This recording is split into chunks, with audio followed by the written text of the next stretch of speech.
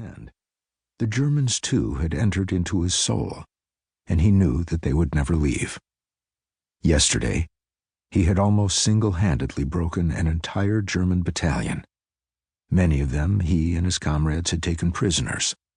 But the soldier had also killed dozens of men mechanically, even ruthlessly, and a part of him had thrilled at the sound of their dying shrieks. His conscious mind could hardly deal with this knowledge of what lay inside himself, but he knew it was there. And he asked God for healing and guidance. Walking on, he prayed for the enemy, dead and living, as brothers. Survivors packed the dressing stations and hospitals, and the soldier visited everyone he could in the days that followed.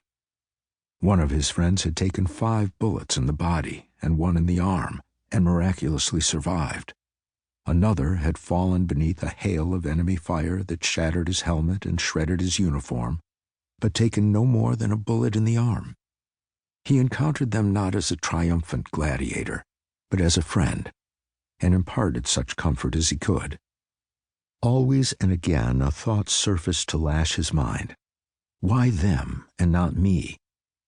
During the battle he had seen 2 comrades fall dead to his left and right, and 2 more behind him, and yet he had never been touched. Alvin C. York would grapple with this thought, threatening despair and firing inspiration for the remainder of his life.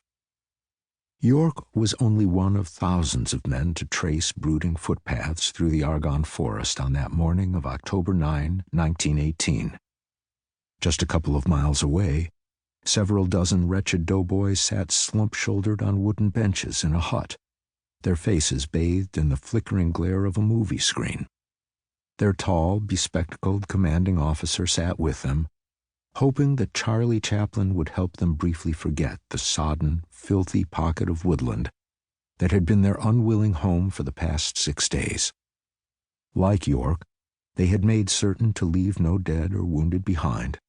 Not until the last ambulance and stretcher departed had they consented to stand up, brush mud from their uniforms, assemble in something like formation, and walk away. Now they were safe, but the little tramp's antics didn't help much to fill the emptiness inside them.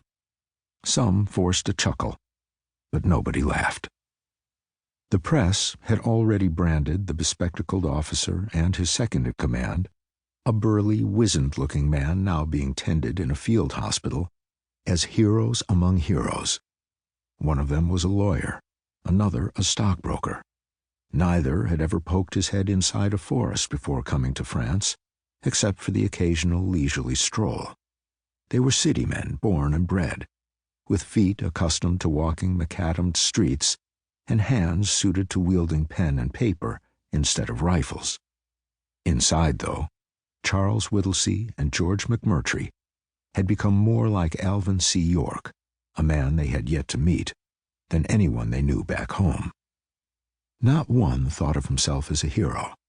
Each struggled with the same surging feelings of guilt and grasped at the first fleeting glimpses of hope and renewal.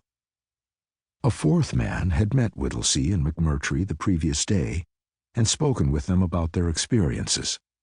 Then he had stood and watched as they trudged painfully out of the woods at the head of their band of doughboys, past a whirring motion picture camera. Now he sat behind a portable typewriter and wrote about them. He was of medium height and wore a neatly tailored but now mud-caked uniform. His face was oddly angular, almost ugly. But the first thing you noticed was the intensity of his eyes. The spectacles that he wore and the constant cloud of cigarette smoke that wreathed his face did not mask them.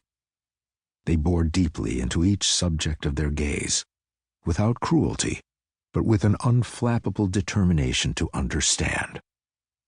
Damon Runyon was a veteran, but no one would ever call him a hero. Born to the country and an adept of the city, his job was to observe and tell stories. Now he was a war correspondent for the New York American.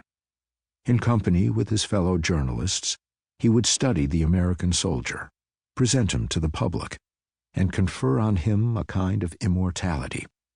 Yet Damon Runyon was different. His unique desire to understand the common